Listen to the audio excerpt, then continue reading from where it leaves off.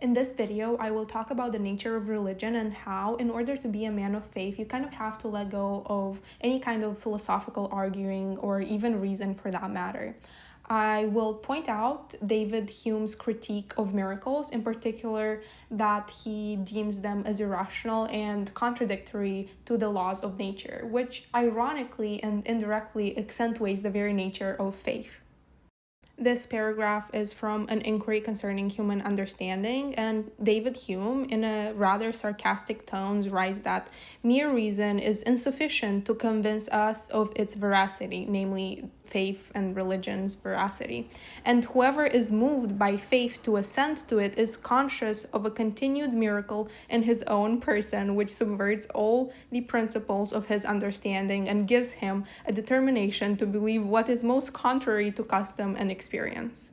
And there is a seed of truth in this statement about the reality of religion, but indirectly he is doing God's work by saying that his existence is grounded in faith rather than reason.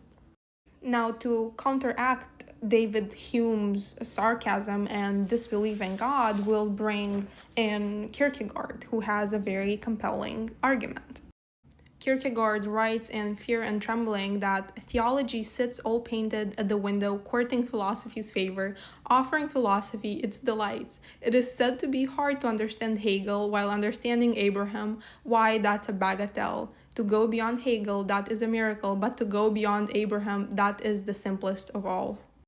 Undeniably, Hegel's system is considered a science of spirit nonetheless, but for Kierkegaard, the paradox of faith is like Abraham's sacrifice. It is irrational. Faith has no place in any system of thought. The command of God is representative of the absolute faith, which requires suspension of all human calculations.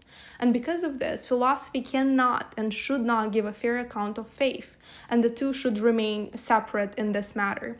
The religious person knows the nature of his faith. The moment he attempts to reason about it, it is by definition no longer faith. If there are reasons to believe in Christ, for one to truly understand them, one must already be a believer.